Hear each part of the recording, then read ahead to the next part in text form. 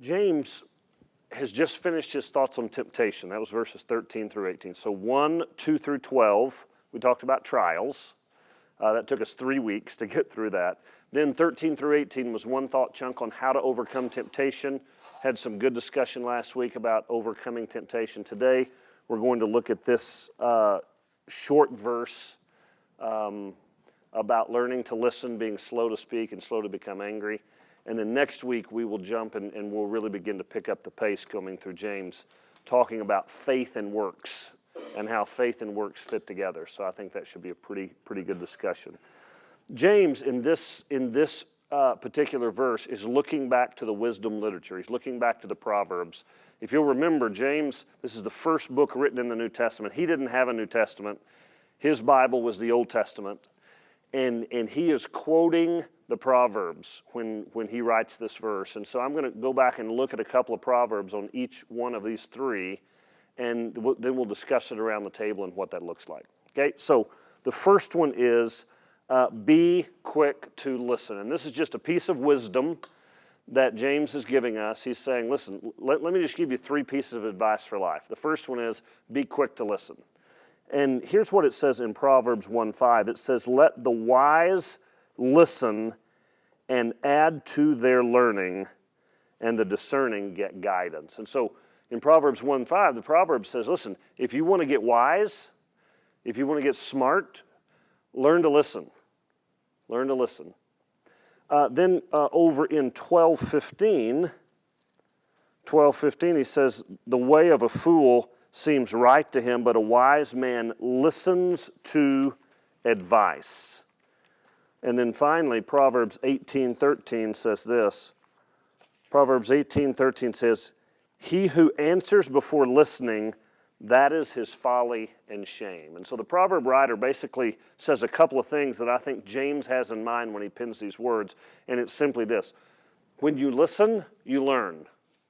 When you talk before you listen, you don't learn and you're a fool, because the person you're having a conversation with has something important to say. And if you're, instead of listening to him, you're thinking about what you're going to say or thinking about how much you have to add to this conversation, he says you may think you're smart, but you're really a fool. Because there's all sorts of very intelligent people around you that have something good to say that you need to hear. So why don't you start listening and hearing it instead of, in your mind, conjuring up all the things you need to say that other people need to listen to. And he says that is wisdom. And so that's the first thing James addresses here. And so what I want you to do around your tables right now is I want you to answer these questions. Number 1, what do we communicate to others when we don't listen? Number 2, what is the biggest issue in us when we don't listen to others? And number 3, how can we become better listeners? And on that first one, I specifically want you to think about your spouse. When you don't listen to your wife, what are you communicating to her in that response to her? Okay, so around your tables, talk about those 3 things. Then we'll come back and go to the next one.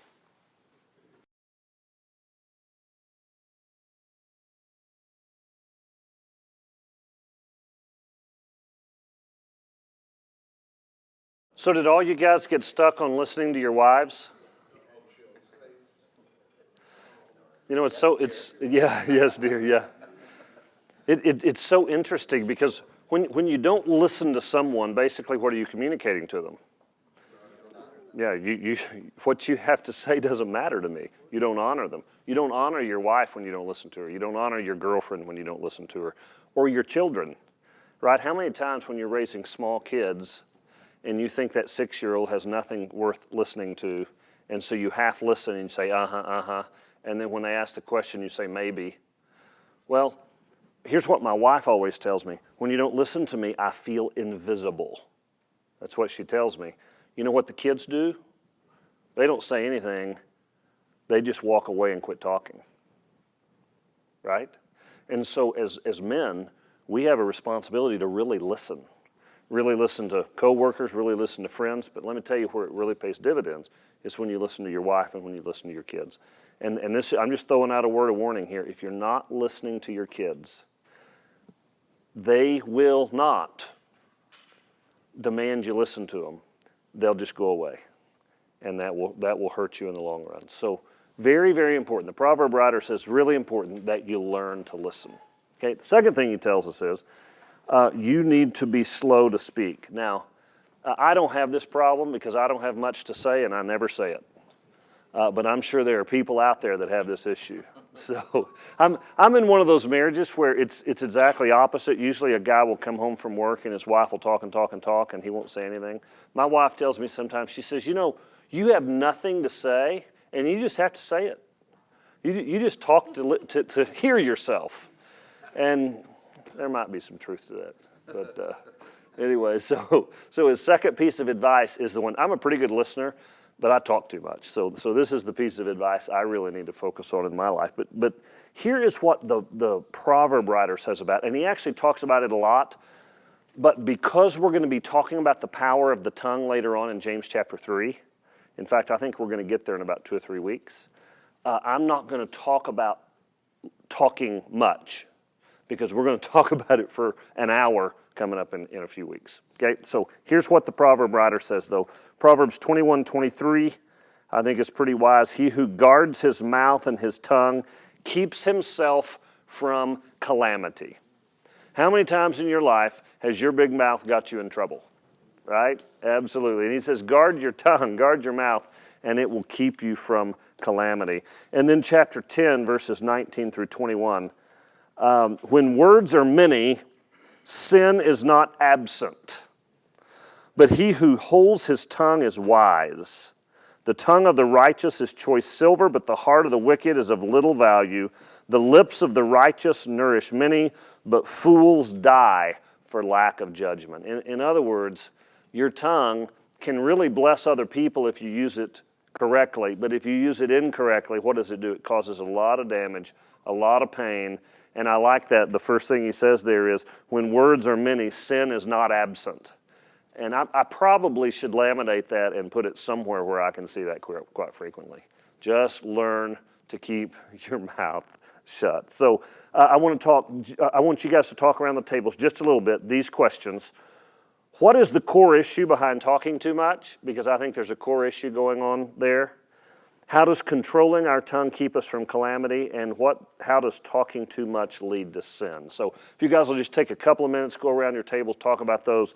Then we're going to get into one I really want to spend our time on today, and that is anger.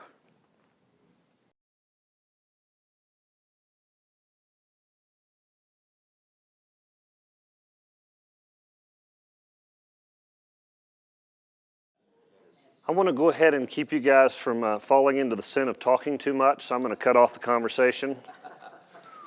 And you're going to listen because I'm going to talk because I have something to say. Interesting, the proverb writer in 17:27-28 says this, a man of knowledge uses words with restraint, and a man of understanding is even-tempered. It's interesting how the proverb writer puts our speech and our temper and kind of puts them together and says, you really want to get yourself in trouble, have a big mouth and a hot temper. How many people end up in really bad trouble when they have a hot temper and a big mouth, right? And that can be a fight with other men. That can be, I've seen divorces come out of that because if you can't control your temper and you can't control your tongue, man will have many enemies, right? So I really want to talk to you a little bit today about anger. Here's what the proverb writer says in chapter 29, verse 11. A fool gives full vent to his anger, but a wise man keeps himself under control. Do you think that is true? Absolutely, that is true. And then verse 22 of chapter 19, an angry man stirs up dissension, and a hot-tempered man commits many sins. And so once again, I'm just giving you just a few little proverbs here. The Proverbs talk a whole lot about all three of these issues. But I want to spend our time this morning really talking about anger. We're going to talk about the tongue later on, but this is our chance to really address an issue that is huge in men's lives. I'm going to define anger as the result of unmet expectations. I want you to think about that. Anger is often the result of unmet expectations. Anger basically says, you owe me.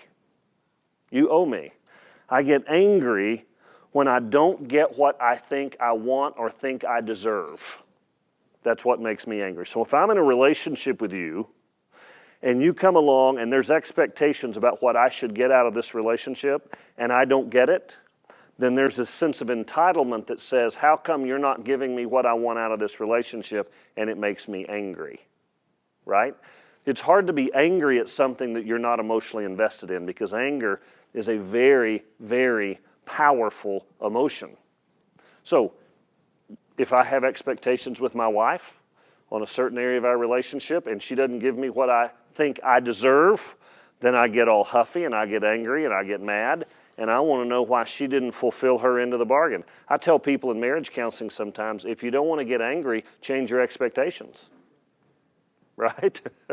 If you change your expectations, and sometimes in marriages even, people will have to just do away with their expectations for a period of time because the marriage is so bad that the only way they can survive in the marriage is just to kill their expectations.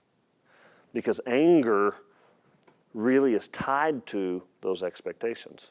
So here's what I want to do. I want to begin by just asking some preliminary questions about anger out of these Proverbs. And the questions, one, in what way is anger a sense of entitlement? I want you guys to talk about that.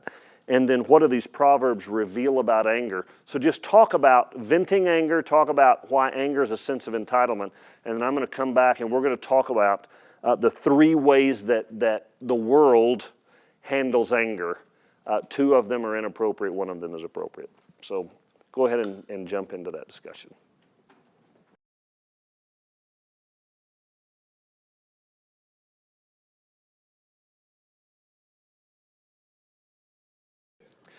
Okay, guys, I'm going to give you some gold this morning in dealing with your anger. Are you ready? There's three ways that we can handle anger. The first one is to repress it. Repress it. Psychologists tell us that this is a very, very negative way to handle anger. In fact, this is the worst way you can handle anger, is to repress it. Okay? This often occurs in religion. I want you to think about this. Often Christians think this is the way they should handle it. I'm not supposed to be angry because bad people are angry and God doesn't want me to be angry, so I'm not going to be angry. I'm just going to stuff it. And so, and I want you to hear me. I'm not being overly negative against Christians, but sometimes Christians, because that's how they think they're supposed to handle it, can end up being some of the meanest people in the world. Because when you repress anger, what happens to it? It goes down into the core of your soul, right? And one of two things happens. Either you stuff it down there and stuff it down there and stuff it down there, and you become resentful, and then you become bitter. And these are a progressive biblical words. So remember, undealt with anger becomes resentment. Undealt with resentment becomes bitterness, and bitterness will destroy your soul. Have you ever met an old person that's just bitter and angry about everything? And that's what's happened, is over time, instead of dealing with anger, they've repressed anger. And when you repress it long enough, then the anger, see, I used to be angry at Kelsey, but I repress it and repress it and repress it, and I become resentful and bitter, and now I'm angry at everyone. I've generalized my anger, and I'm just the victim, and no one is meeting my needs, and I have expectations with everyone, and I'm just mad at everybody. I'm mad at the world. And I walk around bitter and resentful. But it always seeps out, doesn't it? It seeps out at the ones we love. It seeps out in road rage. It seeps out in other places. And then finally, what's going to happen along the way? There's going to be an explosion. There's going to be an explosion. And so repression of anger is the most negative way you can handle anger, and yet for some reason, it has a tendency to be the way that a lot of Christians handle it. So I'm telling you, don't repress your anger. Okay, that's not a good way to handle your anger. You're gonna end up with a lot of broken relationships and a lot of broken hearts. Okay. Second is express it. So you have repress it, you don't deal with it at all. The second one is express it. But what does the proverb writer say? Don't give full vent to your anger. It causes a lot of problem. Some secular psychologists say this is the way you handle anger. You just give full vent to it. In fact, I talked to a guy this week. It's funny that this came up because this weekend I was talking to a guy that said that he was in marriage counseling and he and his wife were going through a whole lot of issues, and he had an anger problem. And so the counselor had a little punching bag over in the corner, and he just had the guy go and just give full vent to his anger. Just that punching bag is your wife. Just give it to her. And boy, he was just beating her up. And he said, I felt a little bit better for a little while, but you know what? It did nothing for my anger. We walked out of there. I'm still mad at my wife. We still have the same issues. Giving full vent to your anger usually does what? It usually makes you angry. It destroys the people around you. But I know people, and I think men have a tendency to be a little worse than women at this, is we have a tendency to just give it to whoever we need to give it to, right? I'm mad at you. If you're at the office and you give full vent to your anger, what's going to happen? You're going to get fired, right? Probably going to get fired. Now, if you're the boss, you might can get away with it. You're just going to lose your best employees. But you're probably going to get fired. You give full vent at home. Do you think you can have intimacy in your relationship if you're giving full vent to your anger? Absolutely not. You're going to drive your wife and your kids away, aren't you? And once again, your wife she'll put up with it, and she might even fight back, or she might cower in the corner. The kids, what are they going to do? They're just going to run. They're just going to disappear on you, right? So giving full vent to your anger, although it sounds very manly and it works great in all the movies, it doesn't work in real life. It doesn't work in real life. And so the biblical way you handle anger, guys, I want you to listen to this. You need to confess it. You need to confess it. I want you to, and you have this in your notes, I want you to really listen to this. Because anger is what is called a secondary emotion. It is a secondary emotion, and there's always a core issue behind your anger. Like we said earlier, if you had no expectations, you would have no anger. I can tell you how I know a marriage is over. You want me to tell you how? When they're done being angry at each other. Because you don't get angry at somebody you don't care about. And when I watch a woman in a relationship not care anymore, right, counselor, I know we're probably at the end.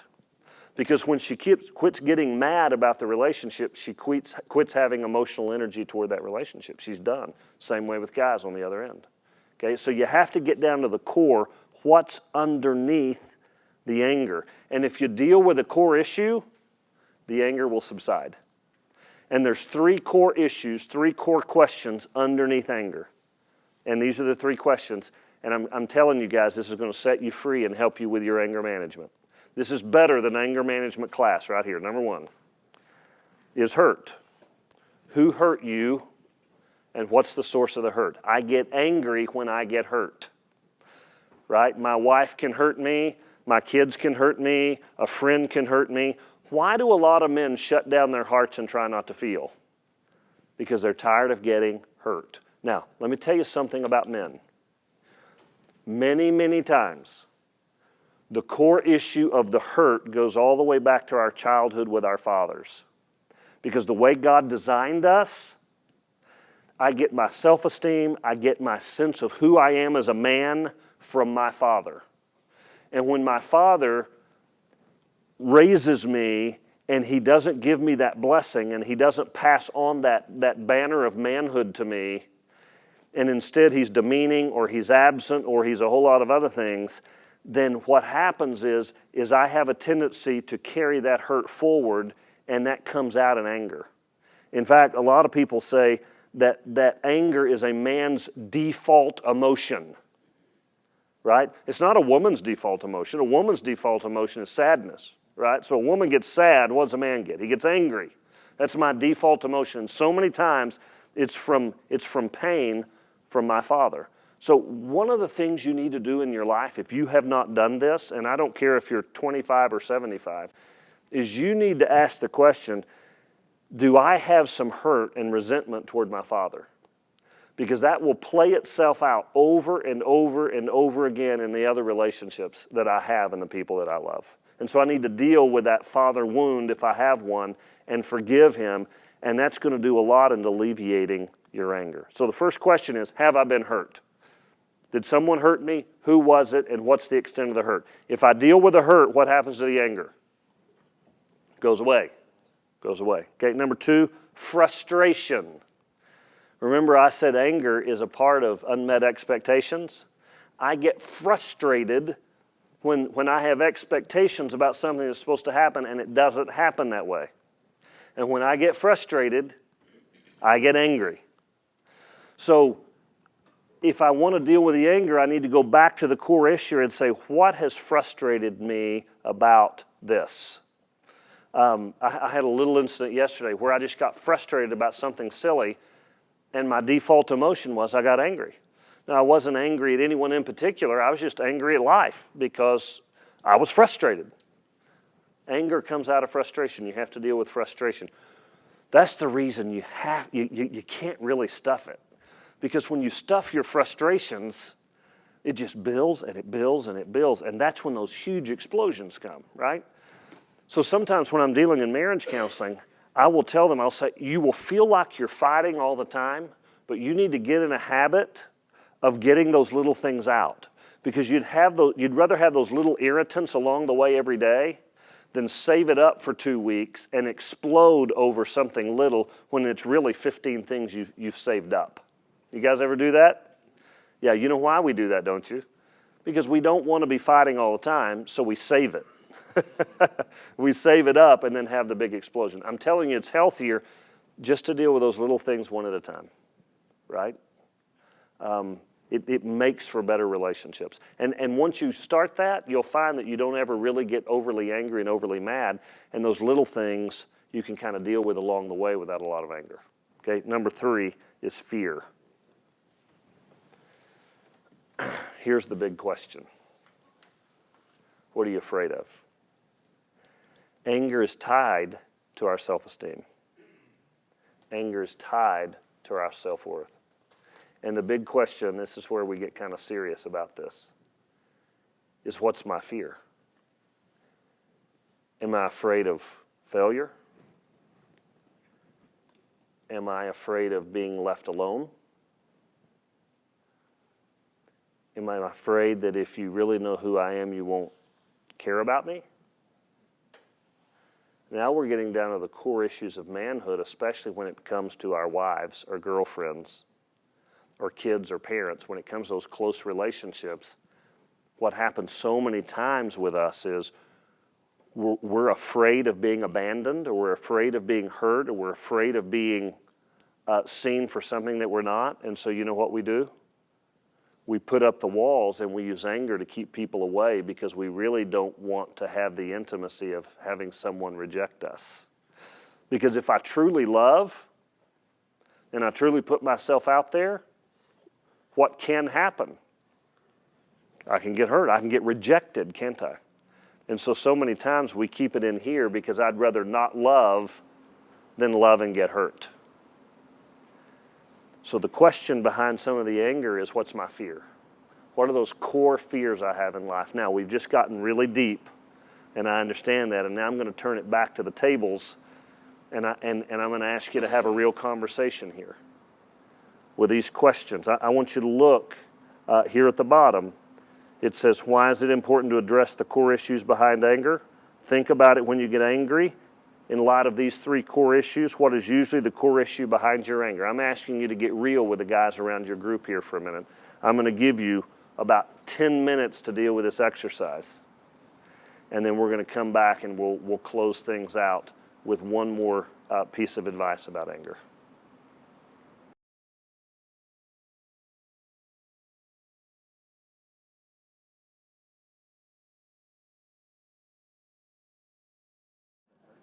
Okay, guys, let's wrap this up. I'm going to go back to James chapter 1. He says, my dear brothers, take note of this. In other words, this is important. What I'm about to tell you is important, so you need to take note of this. He says, everyone should be quick to listen, slow to speak, and slow to become angry. Listen to verse 20. For man's anger does not bring about the righteous life that God desires. In other words, we have a responsibility as men of God to deal with and handle the issues in our lives that make us angry. And so what I gave you there about hurt, frustration, and fear, that's such an important exercise, because if you let anger control your life, anger will destroy your life, right? Now, is it normal to get angry? Of course it is. Are we going to get angry? Of course it is. Paul says in Ephesians chapter 4, in your anger, do not sin. He doesn't say it's sinful to get angry. Anger is just an emotion. He just says you have to learn how to control your anger. You can't let your anger control you. So in your anger, do not sin. James says you're not going to live the kind of righteous life that you desire if you let your anger control you. So what's the key?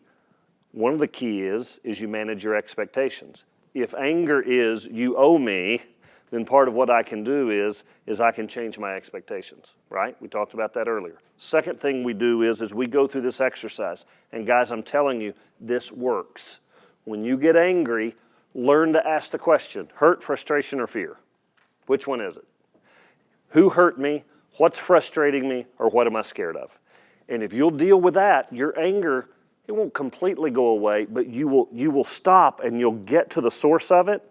Then you deal with the source and the anger does go away. Okay, but let me give you one more thing that I want to add to your tool belt today to help you deal with anger. And that is simply this. If you want to deal with anger the way God deals with anger, learn to forgive. Forgiveness is the key to handling anger. Okay, so if I will go and I have this unmet expectation, and I know it's something's behind it, hurt, frustration, or fear, but if I can come now and I can say, okay, I'm angry because of an unmet expectation. I think you owe me. So here's what I'm going to do. Forgiveness is canceling the debt. I'm going to cancel the debt. I think you owe me something. I'm just going to cancel that. You don't owe me that anymore. I'm changing the expectation. I'm changing the expectation. That's basically what forgiveness is. It doesn't mean the offense didn't hurt.